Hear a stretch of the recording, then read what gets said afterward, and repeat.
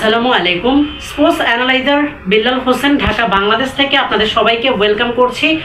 নাইম হাসানের সঙ্গে যেটা হয়েছে, ক্রিকেটার নাইম হাসানের সঙ্গে আলটিমেটলি যে ঘটনাটা ঘটেছে সেটা যদি আমার আপনার সঙ্গে হয়, আলটিমেটলি আমার সঙ্গে হয়েছে কিংবা আপনার সঙ্গে হয়েছে, তখন সিনারিওটা কীরকম হতে পারে?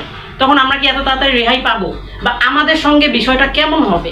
দেখেন, নাইম হাসান তিনি হচ্ছেন বাংলাদেশ ন্যাশনাল ক্রিকেট টিমের একজন মেম্বার। বর্তমানে জিম্বাবুয়ের আগেনস্টে যে টেস্ট স্কোয়াড ঘোষণা করা হয়েছে, আপনি যদি খেয়াল করে দেখেন সেই স্কোয়াডেও কিন্তু নাইম হাসানকে রাখা হয়েছে। আলটিমেটলি লাস্ট বিপিএলে নাইম হাসান তিনি হচ্ছে রংপুর রাইডার্সের হয়ে খেলেছিলেন, তার আগের বিপিএলের নাইম হাসান চট্টগ্রামের হয়ে খেলেছিলেন। আলটিমেটলি নাইম হাসানের সঙ্গে যারা মিশেছেন, যারা একসাথে ছিলেন, যারা পার্সোনালিভাবে নাইম হাসানকে চিনেন, তারা জানেন যে নাইম হাসান কত ভদ্র একজন ছেলে, নাইম হাসান কত ব্যক্তি হিসেবে, মানুষ হিসেবে কতটা ভদ্র। ইনফ্যাক্ট তিনি যখন ঘটনাগুলো বিশ্লেষণ করেছেন, বলেছেন, কান্না করে দিয়েছেন। কেন করে দিয়েছেন? আলটিমেটলি আমাদের দেশে যেই ঘটনাগুলো ঘটছে, নাইম হাসানের সঙ্গে যেটা ঘটেছে আমি প্রথমেই বললাম, সেটা যদি আমার আপনার সঙ্গে ঘটতো তাহলে এটা সিনারিও বা এটার পুনরাবৃত্তি বা এটার ফিনিশিংটা কীরকম হতে পারত। আমরা যদি নাইম হাসান নিয়ে শেষ একটু কথা বলি, গতকালকের যে ঘটনাটা, নাইম হাসান হচ্ছে আপনার ঢাকা প্রিমিয়ার লিগের ম্যাচ খেলেছেন। ম্যাচ খেলে তিনি বাসায় যাচ্ছেন, ফ্লাইট থেকে এয়ারপোর্টে নেমেছেন, তিনি হচ্ছে সিএমজি ভাড়া করেছেন, তিনি সেখান থেকে চলে যাচ্ছেন। পুলিশ হচ্ছে কি তাকে ওই রাস্তায় পুলিশ বাধা দেয়, সেখান থেকে সিএমজি ড্রাইভারকে চেক করা হয়। নাইম হাসান এতটাই ভদ্র, তিনি হেসে পুলিশকে বলেছিলেন আমার ব্যাগ চেক করেন। চেক করার পরও যেখানে দেখা হয়েছে যে সেরকম সন্দেহজনক কিছু নাই, তবুও পুলিশ তাকে চার্জ করে।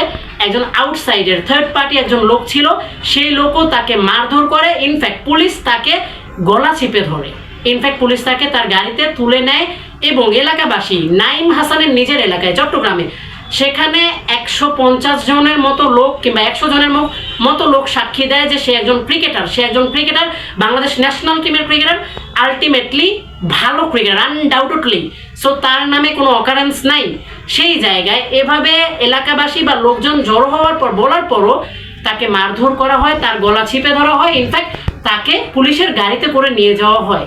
এবং ওসিকে যখন বলা হয় যে সে একজন ক্রিকেটার, ওসি তাও বলে নিয়ে আসো। ইনফ্যাক্ট তাকে থানায় নিয়ে যাওয়া হয়।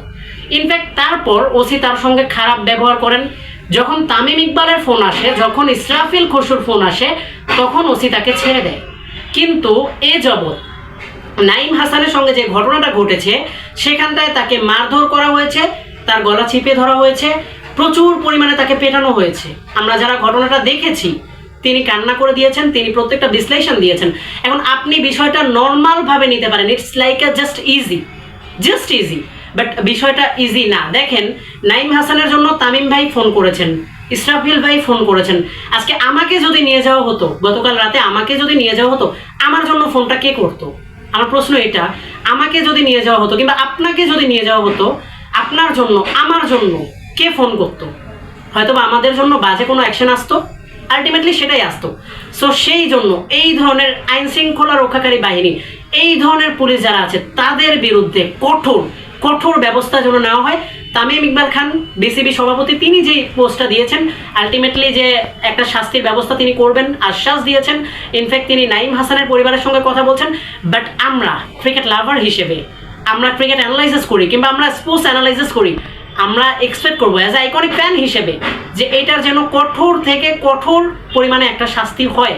কেননা এই ধরনের শাস্তি না হলে, আপনি দেখেন নাইম হাসানের সঙ্গে কি হয়েছে, কীরকম হ্যারাসমেন্ট তাকে হতে হয়েছে, সেই হ্যারাসমেন্টটা আমাকেও হতে পারে, আপনাকেও হতে পারে। আলটিমেটলি সেই জন্য সাবধান হয়ে যাওয়া ভালো। অবভিয়াসলি এক্সপেক্ট করবো কঠোর থেকে কঠোর শাস্তিমূলক ব্যবস্থা যেন এই ধরনের আইন শৃঙ্খলা রক্ষাকারী বাহিনীর জন্য হয়। এবং নাইম হাসানের জন্য অনেক দোয়া থাকবে, কেননা এই লোকটা, এই মানুষটা, এই ক্রিকেটারটা অনেক ভদ্র।